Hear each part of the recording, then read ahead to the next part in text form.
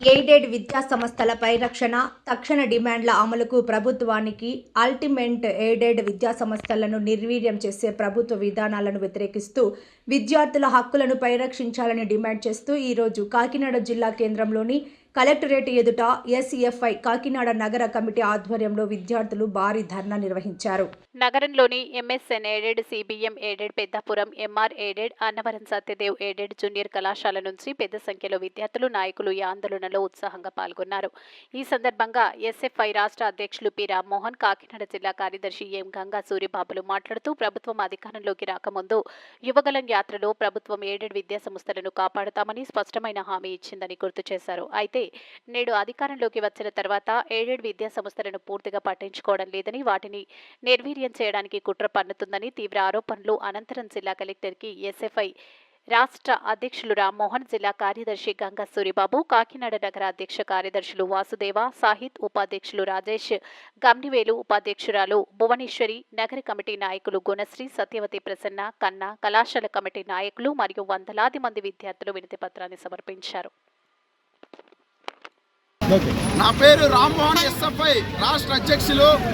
ఈరోజు MSN junior college ఆధ్వర్యంలో Kakinada collectorate వద్ద ఆందోళన చేయడం జరుగుతోంది. ముఖ్యంగా ఎయిడెడ్ విద్యా సంస్థల్లో మధ్యాహ్న భోజన పథకం అమలు చేయాలని చెప్పి, అదేవిధంగా ఎయిడెడ్ జూనియర్ కాలేజీలకి పాఠ్య పుస్తకాలు ఇవ్వాలని చెప్పి మేము డిమాండ్తో ఈ ధర్నా చేయడం జరుగుతోంది.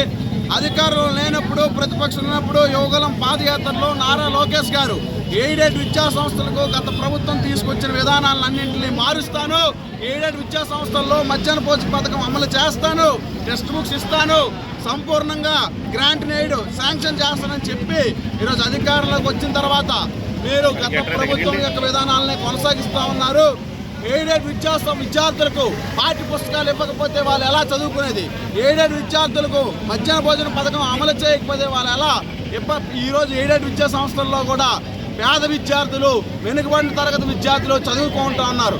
మరి ప్రభుత్వ జూనియర్ కాలేజీలు అమలు చేస్తున్న పథకాలను ఎయిడెడ్ విద్యా సంస్థల్లో, ప్రభుత్వం నిర్వహిస్తున్న విద్యా సంస్థల్లో మీరు ఎందుకు అమలు చేయరని చెప్పి మేము ప్రశ్నిస్తూ ఉన్నాం. ఖచ్చితంగా ఎయిడెడ్ విద్యా సంస్థల్లో రాష్ట్ర వ్యాప్తంగా ఈ సమస్య ఉంది. ఈ సమస్యలు కనుక పరిష్కారం చేయకపోతే ఎయిడెడ్ విద్యార్థులందరినీ ఐక్యం చేసి పెద్ద ఎత్తున ఆందోళన చేస్తామని చెప్పి కూడా ఈ సందర్భంగా మేము హెచ్చరిస్తూ ఉన్నాం.